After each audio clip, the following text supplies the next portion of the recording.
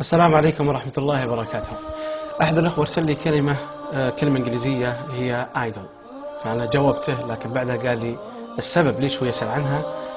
ذكر لي أن هناك برنامج اسمه Arab Idol يعرض على قناة الMBC. أنا اليوم في هذا المقطع أبرأ إلى الله عز وجل وأبين لكم أمر مهم جدا حول معنى هذه الكلمة. كلمة idol هو بمعنى معبود أو صنم أو وثن أو طاغوت. عندي مصادر ممكن يعني الحمد لله هذه قناتي اليوتيوب منذ سنوات وأنا أدرس وأتعلم وأقرأ، ليس فقط في تعلم اللغة الإنجليزية، كذلك في الثقافة. نوعت في الثقافة البريطانية والثقافة، قرأت في الكتب الثقافة الأمريكية وفي التراث، وهذه كلمة يعني ليست غريبة علي والله الحمد، ولكن أحضرت المصادر حتى تصدق إن شاء الله. ناخذ أول كتاب وهو كتاب ويبسترز. هذا الكتاب يرجع إليه الأمريكان وليس خاص في تعلم اللغة الإنجليزية، إنما هو يرجع إليه الأمريكان. كلمة idol هنا يقول an image of a god used as an object or instrument of worship، يعني هي صورة إله أو شيء جماد أو مصنوع من أداة للعبادة لكي يعبدوه. طيب، هذا ويبسترز أقوى القواميس. عندي كتاب آخر وهو American Heritage، هذا يتكلم عن التراث الأمريكي، صور، رموز، أماكن، جميل جدا، خاصة إذا كنت تثقف في الثقافة الأمريكية. يعني كتاب لا أعتقد أحد يقدر يرد عليه إذا كان فيه خطأ أو فيه أي شيء. كتاب موثوق، يتكلم عن كلمة idol في صفحة 872 الطبعة الجديدة.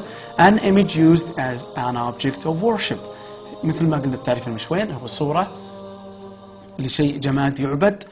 ومعنى آخر a false god، إله مزيف. هذه القواميس الكبيرة. روح القواميس الخاصة بتعليم اللغة الإنجليزية أو تعلم اللغة الإنجليزية، كتاب لونجمان، طبعا يعني أفضل الكتب لونجمان، دائما هو المفضل لدي. الايدول يقول a picture or object that is worshipped as a god، صورة أو شخص يعبد من دون الله أو يعبد كإله، يعني من دون الله.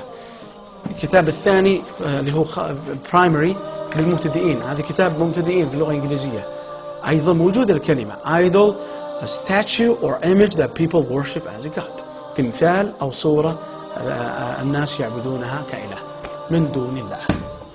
طيب، نشوف كلمة أخرى أو قاموس آخر، هذا خاص في الطلاب يدرسون مواد مختلفة، يعني خاص للمواد الدراسية، خاص قاموس بالمواد الدراسية، يعني ينفعك لو بحثت عن كلمة خاصة في مثلا في التاريخ، في العلوم، في المواد الثانية. يقول هنا idol a statue that people treat as a god، يتعاملون مع تمثالا، يتعاملون مع الناس كإله، يعني يعبدون من دون الله. أيضا عندي مواقع هنا، أوريكم كم موقع. هنا موقع اسمه Amazing Bible، وهو يعني الإنجيل المدهش، موقع ينكرون عبادة الأصنام، ويقول هنا idols that are made cannot، يعني إيش الأشياء التي لا يستطيع أن يقدمها الأصنام. idols cannot see، لا يرى. idols cannot hear، they cannot speak through their throat، لا يرون، لا يسمعون، لا يتكلمون. they cannot smell،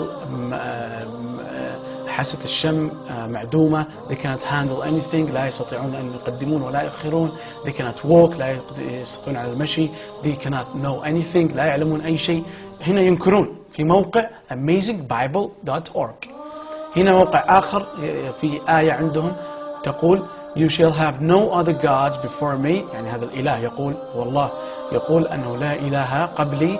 You shall not make for yourself an idol، ولا تجعل لك إلها يعني خاص بك in the form of anything، بأي شكل من الأشكال in heaven، سواء في السماء above or in the earth beneath، أو في الأسفل الأرض or in the waters below، أسفل المياه. يعني وهذا صنم، شايفين الصورة دي، صنم اسمه شيفا، صورها أحد البوذية. وهذا لو تلاحظون هنا شو يقول، هنا يقول idol، كلمة idol. وهنا أيضا صنم آخر للبوذية، هذا صنم Best New Lord Buddha Statue Idol، شايفين؟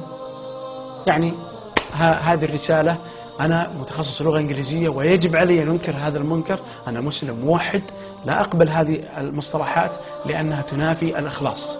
العبادة لله عز وجل. وأنتم أخوتي وأخواني وأخوتي المشاهدين والمشاهدات، أنتم مسؤولون أمام الله عز وجل أن تنشرون هذا المقطع بواتساب، أهل الآيفون، أهل البلاك بيري، المواقع.